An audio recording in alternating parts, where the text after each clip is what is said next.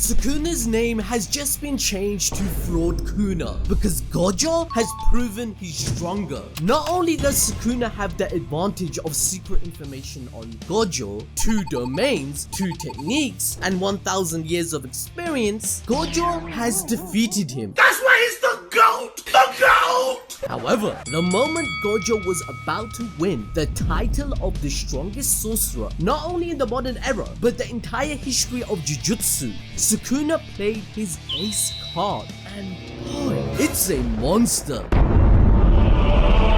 On the other hand, Jujutsu Kaisen Chapter 229 proves Gojo's declaration from Chapter 75 that he alone is the honored one among the heavens and earth. However, the red flags for his death via many characters were alarming to the entire community, making us all shake in our boots. In Chapter 228, Gojo began feeling dizzy and experiencing a nosebleed. That's exactly when the terrifying click of a wheel turning was heard too. But were those 2 events related? No.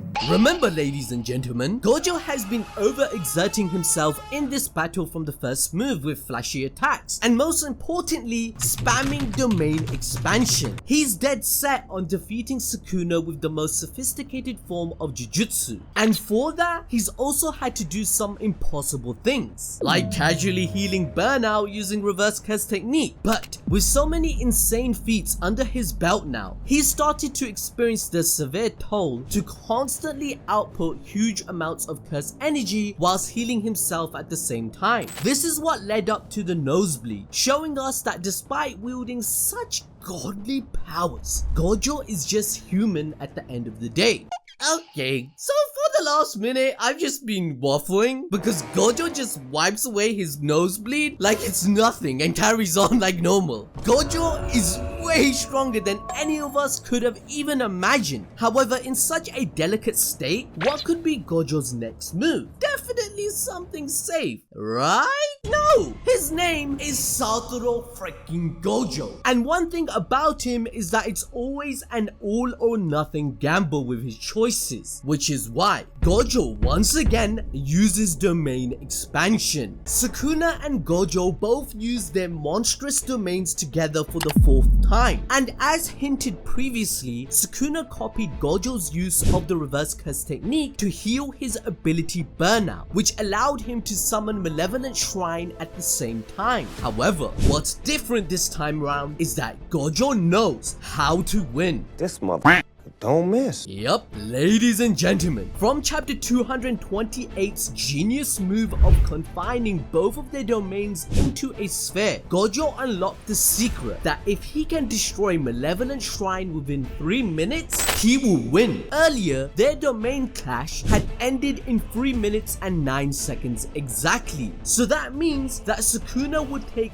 3 minutes to destroy Gojo's barrier. In that case, Gojo's aim is to deal enough damage to Sukuna on the inside that he can't maintain his own domain either. And as we already know, both their domains are equal in refinement and attack power told to us in Chapter 225. So whichever one overpowers the other first wins the fight, especially exposure to the effects of Unlimited Void, as it can render Sukuna unable to move, frying his brain. Looking back holistically, even the humans at Shibuya who were exposed to his domain for only 0.2 seconds had to be in rehab for months to return to a normal life, showcasing that Gojo's domain is truly a force to be reckoned with. With this in mind, Gojo goes total ape on Sukuna inside the domain because he's also aware that whilst he's at a disadvantage in the barrier, Sukuna can fight him only through domain amplification on the inside, where their sure hits cancel each other out. Hence, Gojo thrashes Sukuna around until both their domains collapse simultaneously again. No, not again. Angel then highlights the insane number of times I've said domains and curse techniques over the few weeks, but through this clash, Gojo managed to deal some heavy damage to Sukuna as part of his face looks completely gone, eye socket and everything, man looking like two-faced ugly moth. This is why Sukuna uses reverse curse technique to heal his body and burn out too. And you guessed it, to cast another domain expansion to counter Gojo's. But that was his mistake. Gojo's domain was faster, since Sukuna was busy healing his body before his curse technique. He cast Malevolent Shrine less than 0.01 seconds later than Gojo, but it was more than enough. He was already hit by a limited void. The moment is here. Let's go!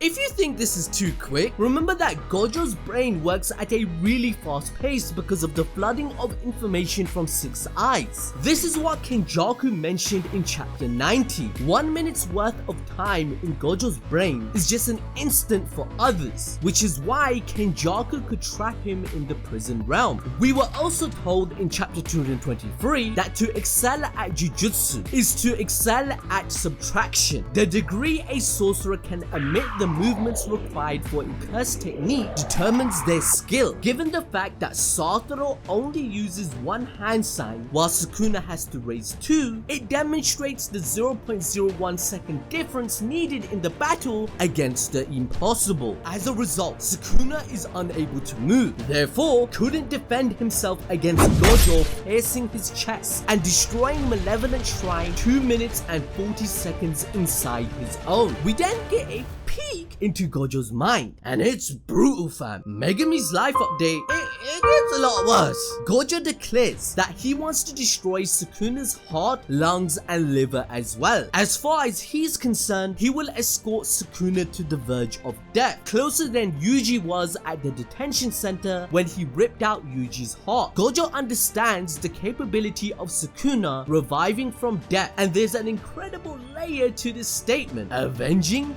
Yuji. Over more than 200 chapters, Sukuna tortured Yuji in a way that nobody could understand, making him directly or indirectly lose the innocence and spark that he had. He's had to witness too many deaths and even cause more than the ones he saw. This is something Gojo is against, as he wants his sorcerer generation to live the best days of their youth. In a way, this is Gojo trying to bring some justice to Yuji, taking a burden off his shoulder by bearing it himself. It is his responsibility as Yuji's sensei and the strongest sorcerer. Speaking of which, this can be part of the plan Gojo went into this fight with. His fixation on using unlimited void, even against his own body protesting it, makes it all the more sense when we realize that he might be doing this to actually save Megumi, his foster son. Yup, Gojo did declare that he will mourn for Megumi after fighting Sukuna, and he can't save those that are not willing to receive help, but he's also someone who is capable of making necessary sacrifices. Megumi might not be the cost, rather he will want to sacrifice himself. After all, Megumi is like his son, who gave him a purpose, which is the most important thing to a sorcerer. This is why he specifically mentions the death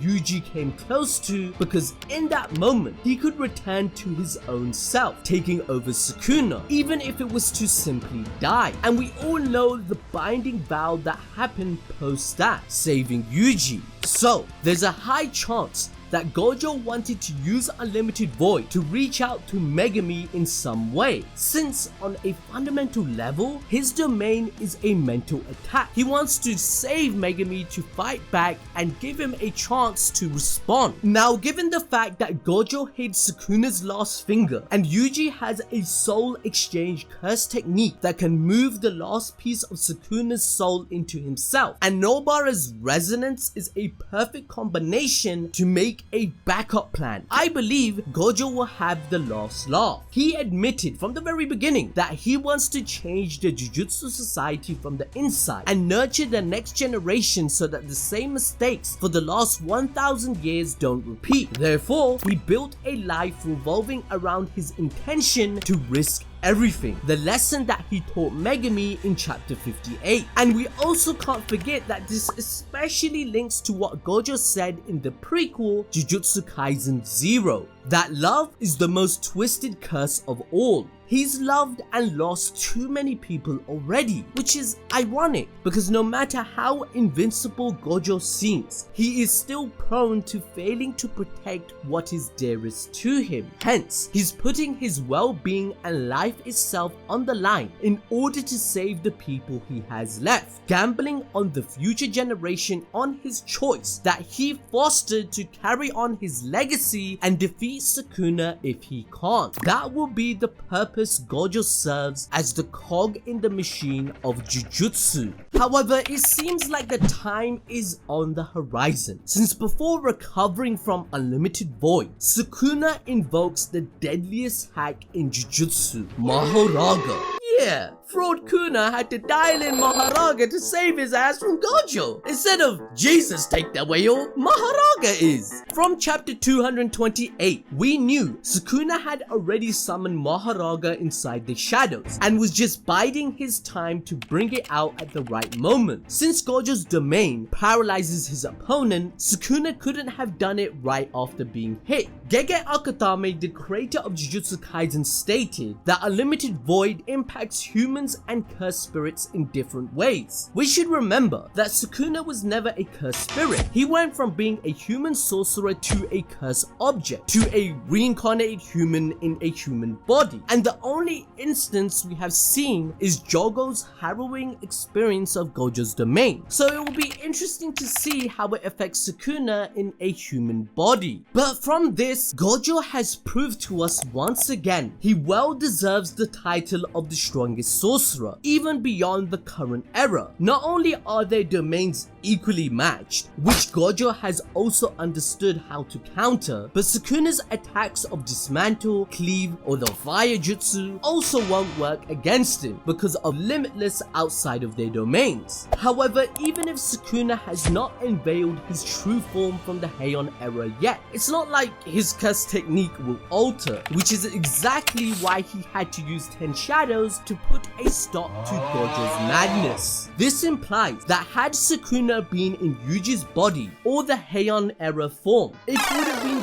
game over for him by now. Gojo would have won the fight twice over. Had Gojo not shown off his domain expansion in front of Yuji when he was training him, Yuta over here won't be shitting bricks right now. Which means, just like Gojo destroyed the inverted spear of heaven and the black rope that could have helped his situation early in the story too, as usual, Gojo creates his own problems. But putting that all aside, Mahoraga's summon is freaking massive. That's what she said. That's not a Shikigami, that's a whole ass kaiju. In line with the other monster Shikigami that Sukuna was creating earlier, such as Nue. Just when Gojo got into the stance to take down Mahoraga in one shot before it adapts to his domain, he realizes with shock that the worst of this battle is here. Mahoraga has already adapted to Unlimited Void. The balance between the two strongest sorcerers has been broken because of it. Now, whilst it looks like Sukuna is still reeling from the effects of Gojo's domain, there's no saying how this battle will progress here on out. But that's what makes this one of the best written shonen battles in the history of manga, I'm telling ya. So to enjoy more peak fiction, watch our video discussing Gojo's evolution into the Honored One and how that made him become lonely because of being the strongest.